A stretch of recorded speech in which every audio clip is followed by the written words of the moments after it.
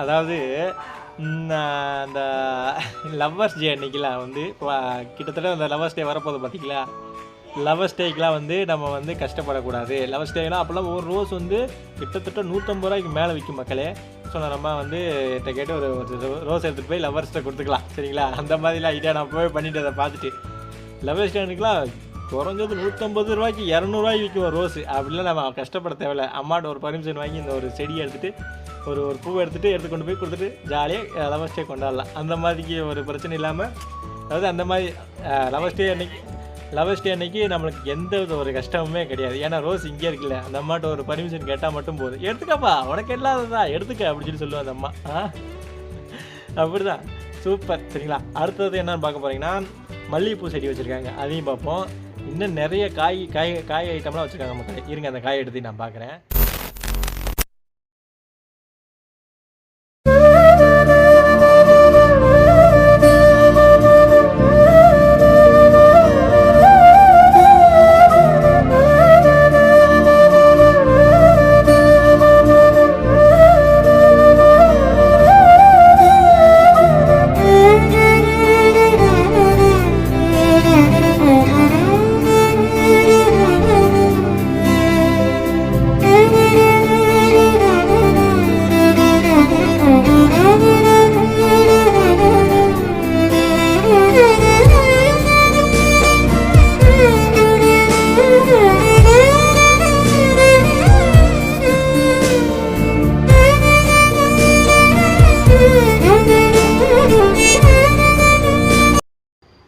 வணக்கம் மக்களே, எல்லோரும் எப்படி இருக்கீங்க? நல்லா இருக்கீங்களா மக்களே? இன்றைக்கான ஒரு வீடியோ என்னன்னு பார்த்தீங்கன்னா, அதாவது ரொம்பவுமே நானே டிஸ்க்ளைமர் கொடுத்துட்றேன், ரொம்பவுமே ஒரு சுமாரான வீடியோ தான் இந்த வீடியோ.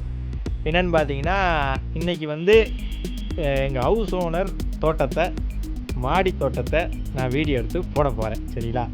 இந்த மாதிரி தோட்டம் பெரிய பெரிய மாடி வீட்டிலாம் இருக்குமா என்னன்னு தெரியல, ஆனால் மேக்ஸிமம் இருக்குன்னு தான் சொல்கிறாங்க சரிங்களா. அந்த காய் என்னென்ன, இந்த தோட்டத்தில் என்னென்ன காய் இருக்குது, அப்புறம் நிறைய செடி கொடிகளாக வச்சுருக்காங்க. முக்கியமாக ரோஸ் வச்சுருக்காங்க சரிங்களா, மல்லிகைப்பூ இருக்குது, அப்படின்னா நிறையா இருக்குது. இஞ்சி வச்சுருக்காங்களாம்மா. கேட்டேன் அந்த மாதிரிம்மா நான் வந்து இன்றைக்கான ஒரு வீடியோ எடுத்துக்கிறவா, அதாவது உங்கள் தோட்டத்தை நான் வீடியோ எடுத்துக்கவான்னு கேட்டேன். அதுக்கு சரிடா தம்பி எடுத்துக்க ஒன்றும் பிரச்சனை இல்லை, அதெல்லாம் பிரச்சனை இல்லை, எடுத்து போகிறா பார்த்துக்கலாண்டா அப்படின்னு சொல்லியிருக்காரு. அதனால் நான் வீடியோ எடுக்க வந்துட்டேன். இன்றைக்கான ஒரு வீடியோ வந்து மாடி தோட்டத்தை சுற்றி பார்க்க போகிறோம் சரிங்களா. பின்னாடி ரோஸெல்லாம் வச்சுருக்காங்க பார்த்தீங்களா, அதாவது ரோஸு, மல்லிகைப்பூ, சாப்பிட காய்கறி ஐட்டம் எல்லாம் நிறையா வச்சுருக்காங்க.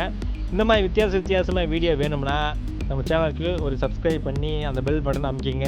இந்த மாதிரி வித்தியாசமாக நான் வீடியோ போட்டே இருப்பேன் சரிங்களா. இப்போ வாங்க அந்த தோட்டத்தில் என்னென்ன இருக்குதுன்னு சொல்லிட்டு போய் பார்ப்போம் சரிங்களா. போய் பார்ப்போம் வாங்க. ஸோ காய்னா என்னென்னு நிறைய பேருக்கு தெரியாது. நம்ம வீட்டில் நம்ம அம்மாக்கெல்லாம் மேரக்காயின்னு சொல்லி சொல்லுவாங்க. இப்போ நம்ம வீட்டில் அம்மா பாட்டியெல்லாம் வந்து சாம்பார் போடுவாங்க, சவு காய், அதுதான் இப்போ போடுறேன். பாருங்கள் இதாக இருக்குது பார்த்தீங்களா, இதான் கொடியாக இருக்குது பார்த்தீங்களா, இந்த கொடி தான் இந்த இங்கே இருக்குது பார்த்தீங்களா. இது சவு காய் இருக்குது. அப்புறம் பார்த்தீங்கன்னா வெங்காயம் இருக்குது மக்களே. வெங்காயம் இருங்க, வெங்காயத்தை கட்டுறேன். வெங்காயம் எங்கே இருக்குன்னு பார்த்தீங்கன்னா,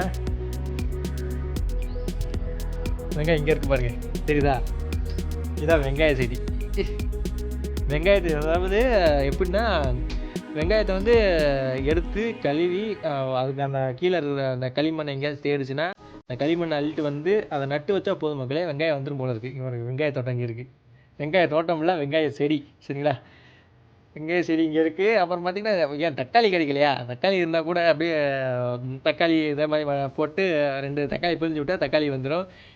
தேவையான பொருட்கள், சாம்பாருக்கு தேவையான அனைத்து விதமான பொருட்களும் இங்கே இருக்குது சரிங்களா. தக்காளி, அதுக்கப்புறம் அதே மாதிரி அந்த உருளைக்கிழங்கையும் வந்து மண்ணை அள்ளிட்டு வந்து அதை நட்டு வச்சா வந்துட்டு போகுது. நம்ம வந்து சாம்பாருக்கு வந்து அலைய வேண்டிய தேவையே கிடையாது சரிங்களா. இப்போ இருக்கிற விலைவாசிக்கு இதுவுமே நல்லா தான் போல இருக்குது. விலைவாசி யாப்பா சாமி என்ன, அதாவது நேற்று தக்காளி வந்து 30 ரூபாய்க்கு விற்குது.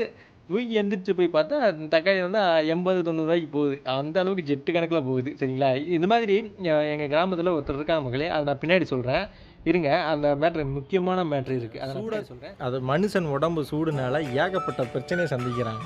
அந்த சூட்டை தணிக்கிறதுக்கான தேவையான கற்றாழை செடி, சுட்டு தைக்கலாம் தேவையான கற்றாழை செடி இருக்குது.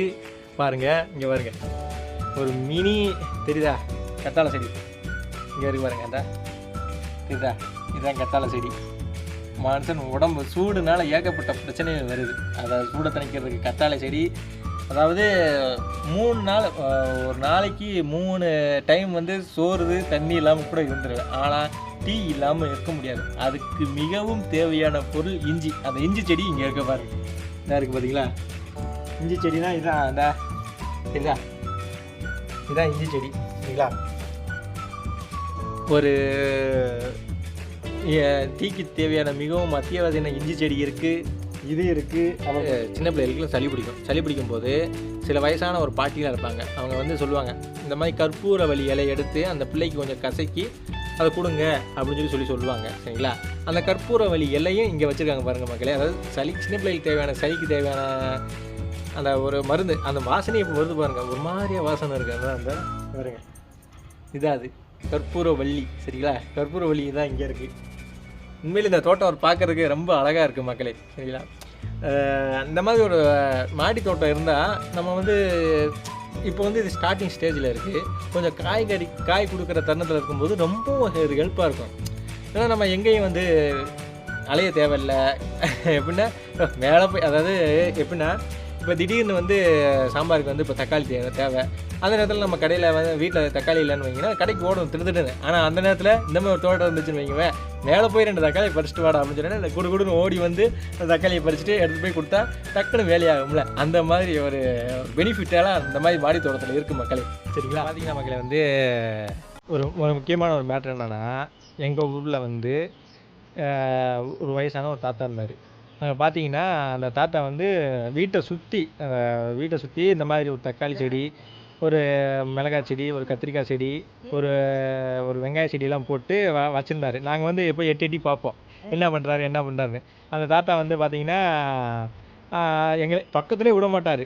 அதாவது ஓடுங்கடா, அந்த செடியை மிதிச்சிடுவோம் அப்படின்னு சொல்லி ஓடுங்க விரட்டுவார். நாங்களும் அந்த தாத்தாவை வந்து திட்டுவோன்னு வைங்கவே.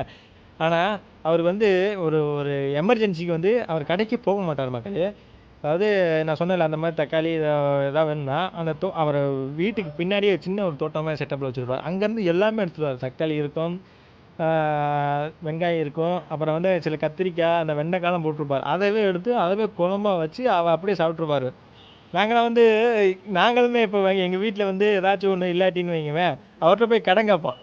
எங்களை வந்து ஐயா இந்த மாதிரி ஒன்று கொடுங்க அப்படின்னு எங்களை திட்டுவார். பார்த்தீங்களா, நான் போனப்போ என்னமோ பேசுனீங்க, இப்போ நீங்களே எங்ககிட்ட தான் வந்து நிற்கிறீங்கன்னு சொல்லிட்டு அந்த தாத்தா வந்து பேசிட்டு வந்து எங்கள் எடுத்து கொடுப்பார். எடுத்து கொடுத்தோன்னே நாங்களும் வாங்கிட்டு போய் ஜாலியாக வந்து சாப்பிடுவோம். இந்த மாதிரி அதாவது இதை பார்த்தோன்னே அந்த மலரும் நினைவுகள் எனக்கு வருது சரிங்களா. ஆனால் இது எல்லாத்துக்குமே ஒரு நல்ல ஒரு பெனிஃபிட். அதாவது ஹைப்ரிட் இல்லை, இப்போ பார்த்தீங்கன்னா நிறைய ரசாயனம் அதெல்லாம் சொல்கிறாங்களே, நம்ம இல்லாமல் நம்ம சொந்தமாக ஆர்கானிக் நம்ம தோட்டத்துலேயே நம்ம சாப்பிட்ற மாதிரி அது ஒரு ஃபீல் நல்லா தான் இருக்கும். இப்போ பார்த்தீங்கன்னா எனக்குமே ஒரு சின்ன ஒரு ஆசை இருக்குது. அதாவது திரைப்படத்தில் சொல்லுவாங்கள்ல, அந்த நம்ம யாரோ அந்த திரைப்படத்தில் ஹீரோயின் பேர் என்னது, ஐயோ அந்த பேரு கரும வேறு டக்குனு வந்து தொலைய மாட்டுது. பேர் வந்து சமந்தா. நம்ம சேம் சொல்லும்ல. பார்த்தீங்கன்னா மலையடியில் ஒரு சின்ன வீடு, தோட்டம், நாய், அந்த மாதிரி சொல்லும் போது அந்த மாதிரி எனக்கு சொல்லுவா பார்த்தீங்களா. அந்த மாதிரி எனக்கு ஒரு ஆசை இருக்குது. என்னென்னு பார்த்தீங்கன்னா, எனக்குன்னு சொந்தமாக ஒரு வீடு இருக்குது. ஆனால் வந்து எனக்கான ஒரு சொந்தமாக கொஞ்சம் ஒரு நிலம் கிடையாது சரிங்களா. அது மாதிரி அந்த வீட்டு பக்கத்தில் ஒரு சின்ன ஒரு நிலம், அந்த நிலத்தை சுற்றி ஒரு தக்காளி, ஒரு சின்ன ஒரு தக்காளி செடி, ஒரு வெங்காய செடி, ஒரு மிளகாய் செடி, அப்புறம் பார்த்திங்கன்னா ஒரு வெண்டைக்காய், கத்திரிக்காய், இந்த மாதிரி வந்து தோட்டத்தில் போட்டு நான் சொன்னேன்ல அந்த ஐயா மாதிரியே. அந்த ஐயாவை பார்த்தா ஒருவேளை எனக்கு அந்த ஆசை வந்துச்சோ என்னன்னு தெரியல. ஆனால் அந்த ஐயாவை மாதிரி எனக்கு ஒரு ஆசை இருக்குது மக்களே. பார்த்திங்கன்னா அப்படி வாழணும். இது அதாவது இயற்கையாக கலந்துடணும் சரிங்களா. இயற்கையாக கலந்து ரசாயனம் அது இது நிறைய என்னென்னமோ சொல்கிறாங்க. அந்த மாதிரிலாம் வந்து சாப்பிட்டு தான் நம்ம வளர்ந்துக்கிட்டு இருக்கோம். அப்போவாச்சும் கொஞ்சம் வயசாகும் போதாச்சும் கொஞ்சம் இயற்கையோடய கலந்து இயற்கையாகவே வாழலாம் அப்படின்னு ஒரு ஆசை இருக்குது சரிங்களா. உங்களில் யாருக்கு இந்த மாதிரி ஆசை இருக்குது, அதாவது இந்த மாதிரி எனக்கு ஒரு தோட்டம் வைக்கணும், இந்த மாதிரி எனக்கு ஒரு ஆசை இருக்குது, நான் விளைவிச்சு நான் சாப்பிடணும் அப்படின்னு ஆசைப்படுறவங்களாம் இருப்பாங்கள்ல. அதாவது பார்த்திங்கன்னா இப்போ நம்ம காசு எடுத்துகிட்டு போய்ட்டு கடையில் தக்காளி வெங்காயம்லாம் வாங்கிட்டு வந்து சாப்பிட்றோம். அதனால் அதனோட மகிமை தெரியல.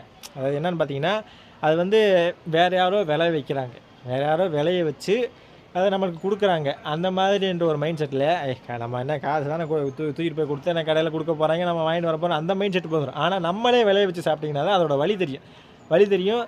அதை நம்ம வேஸ்ட்டும் பண்ண மாட்டோம் மக்களே. அதாவது நான் அதை விளைவிக்கிறதுக்கு எவ்வளோ கஷ்டப்பட்டேன்னு தெரியுமாடா, அது எப்பறம் நம்ம வேஸ்ட் பண்ணுறது அப்படின்னு ஒரு மைண்ட் நம்மளுக்கு வரும், கண்டிப்பாக வரும். சரி, அது மாதிரி நம்ம விளை வச்சதை நம்மளே வந்து வேஸ்ட் பண்ணுவோமா? வேஸ்ட் பண்ண மாட்டோம். அந்த ஒரு மைண்ட் செட் நமக்கு வரும். நான் சொல்கிறது உண்மை மக்களே, அதை வேணால் ட்ரை பண்ணி பாருங்கள், இது நடக்கும். சரிங்களா? உங்கள் அடுத்த வீடியோ சந்திக்கும் வரை உங்கள் வருவது உங்கள் நண்பன் விஜய். நன்றி, வணக்கம்.